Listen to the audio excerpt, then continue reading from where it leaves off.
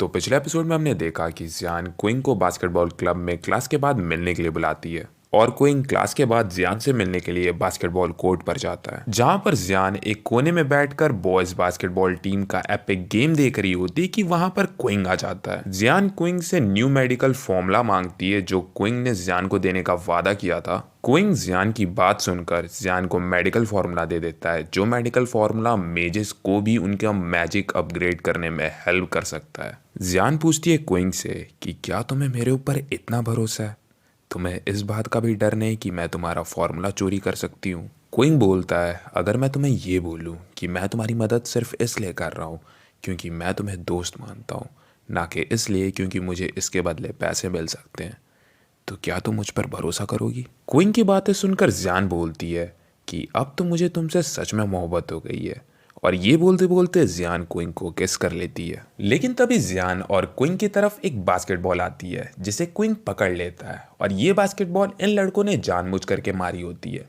क्योंकि इनको क्विंग और जियान का रिलेशनशिप से जलन होती है, और ये देखकर जियान बरस जाती है उन लड़कों पर जिन्होंने बास्केटबॉल फेंकी होती है। अब सीन रात को शिफ्ट होता है। रात में जब क्विंग पढ़ रहा होता है तब क्विंग के पास क्विंग की मॉम आती है जो क्विंग से पूछती है, क्या तुम्हें कोई लड़की पसंद है? क्विंग पूछता है, आप ये सब इतना अचानक से क्यों पूछ रही हो? क्विंग की मॉम बोलती है, क्योंकि हाल में चैंक्सी की फैमिली हमारी कंपनी को बहुत मदद कर रही है। वैसे मुझे फर्क नहीं पड़ता तुम्हारी शादी उस लड़की से होती है या नहीं होती है जिससे तुम प्यार करते हो, लेकिन मैं तुम्हें एक बात बताना चाहती हूँ कि तुम्हारी आंट की इंजरी की वजह से तुम्हारी शादी की बात सिर्फ कुछ टाइम के लिए टली है, लेकिन ये शादी वाली बात हमेशा के लिए नहीं टली है। इसीलिए अगर तुम्हें चैंक्सी से शादी करनी है तो तुमको किसी भी तरह, मतलब किसी भी तरह, नेशनल यूनिवर्सिटी में एडमिशन लेना पड़ेगा। क्विंग पूछता है, क्या ये वही यूनिवर्सिटी है जिसको हमारी कंट्री की सबसे स्ट्रॉन्गेस्ट फोर्स रन करती है, और ये यूनिवर्सिटी हमारी कंट्री की नंबर 1 यूनिवर्सिटी भी है? क्विंग की मॉम बोलती है, हाँ ये वही यूनिवर्सिटी है। नेशनल यूनिवर्सिटी में अगर तुम्हारा एडमिशन होता है तो हमारी फैमिली, मतलब चू फैमिली, तुम्हारी शादी वाली बात ज़बरदस्ती तुम पर नहीं थोप सकती, और तुमको इस मुसीबत से छुटकारा भी मिल जाएगा, तो तुमको किसी भी तरह इस यूनिवर्सिटी में एडमिशन लेना पड़ेगा। क्विंग बोलता है, ठीक है मैं ट्राई करूंगा। अगले सीन में क्विंग मेडिटेट कर रहा होता है, और क्विंग मेडिटेट करते करते सोचता है कि अगर मेरा एडमिशन नेशनल यूनिवर्सिटी में हो जाता है तो मुझे इस दुनिया के बारे में काफ़ी सारे इन्फॉर्मेशन मिल जाएंगी लाइब्रेरी से, क्योंकि इस दुनिया में रहते रहते मुझे इतना तो पता चल गया है कि इस दुनिया की कल्टिवेटिंग लेवल और जिस दुनिया में मैंने 300 साल तक कल्टिवेट किया है, इन दोनों दुनिया की कल्टिवेटिंग लेवल सेम है। कल्टिवेशन के 5 लेवल होते हैं। पहला बिल्डिंग फाउंडेशन, दूसरा डांगजिंग, तीसरा यूनियिंग, चौथा इन्फेंट ट्रांसफॉर्मेशन, और पांचवा महायाना। मैं 300 साल तक फेरी वर्ल्ड में कल्टीवेट करते करते कल्टीवेशन के 5 लेवल तक पहुंचा था। मैंने सोचा था कल्टीवेशन के 5th लेवल, जो कि है महायाना, इसको अचीव करने के बाद किंगडम ऑफ इटर्निटी में जा सकता हूं, लेकिन मेरे साथ ऐसा बिल्कुल नहीं हुआ। जब मैं महायाना का यूज़ करके किंगडम ऑफ इटर्निटी में जाने की कोशिश करा तब मैं इस अजीब सी दुनिया में आ गया और फंस गया यहाँ पर। क्विंग ये सोचते सोचते अपनी स्वॉर्ड निकालता है, और क्विंग नोटिस करता है कि उसकी स्वॉर्ड पर जंग लग रही है। क्विंग की स्वॉर्ड क्विंग की सोल वेपन है। इसका ये मतलब है कि अगर क्विंग की सोल वेपन, मतलब उसकी स्वॉर्ड को रस लग जाएगा पूरी तरह से, मतलब जंग लग जाएगा पूरी तरह से, तो क्विंग के स्वॉर्ड के साथ क्विंग भी खत्म हो जाएगा, मतलब मर जाएगा। क्विंग तुरंत अपनी स्वॉर्ड को वापस बुलाता है और सोचता है, मुझे जल्दी से जल्दी अपने स्वॉर्ड से इस रस्ट को निकालना पड़ेगा, इससे पहले कि किसी को ये पता चले कि मेरे सोल वेपन, मतलब मेरे स्वॉर्ड में रस लगना शुरू हो गया है। तभी क्विंग को यू का कॉल आता है, जहां पर यू क्विंग पर अंधा चिल्ला रहा होता है क्योंकि क्विंग अभी तक ऑक्शन हाउस पर नहीं पहुंचा होता है, और यू ने क्विंग को कई बार याद दिलाया था कि क्विंग को ऑक्शन हाउस पहुंचना जरूरी है, क्योंकि यू को क्विंग को कुछ बताना था।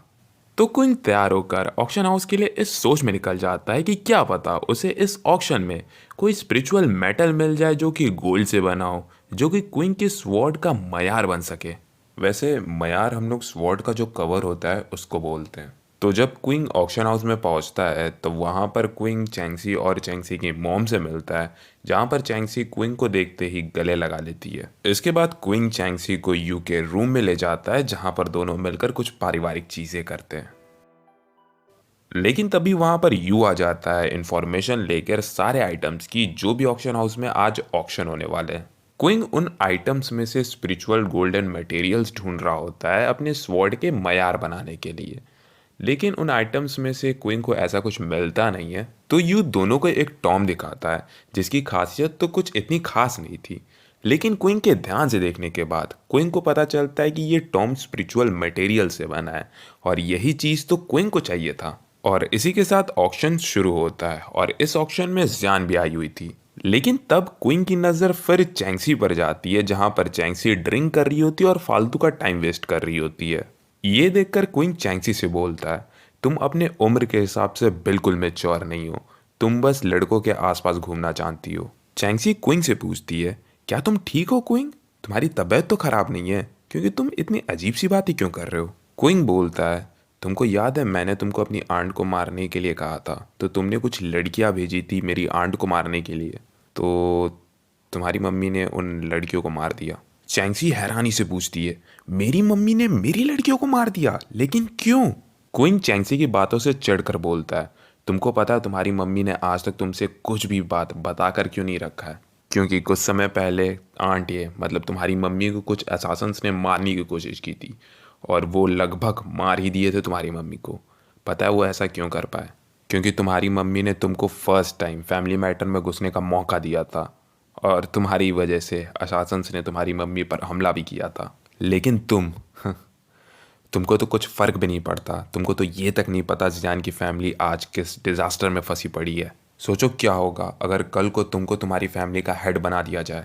इतनी बातें सुनकर भी चैंक्सी को कोई फ़र्क नहीं पड़ता और चैंक्सी फिर क्विंग को किस करने का ट्राई करती है, लेकिन चैंक्सी बिना कुछ किए वहाँ से चली जाती है।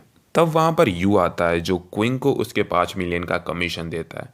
एक्चुअली तुम्हें याद होगा क्विंग अपने स्पिरिचुअल स्टोन्स को ऑक्शन करने वाला था ऑक्शन हाउस में, तो ये जो 5 मिलियन है बस उसी स्पिरिचुअल स्टोन्स के ऑक्शन का कमीशन है। क्विंग पूछता है यू से, वैसे वो टॉम किसने खरीदा? यू सोचता है, टॉम?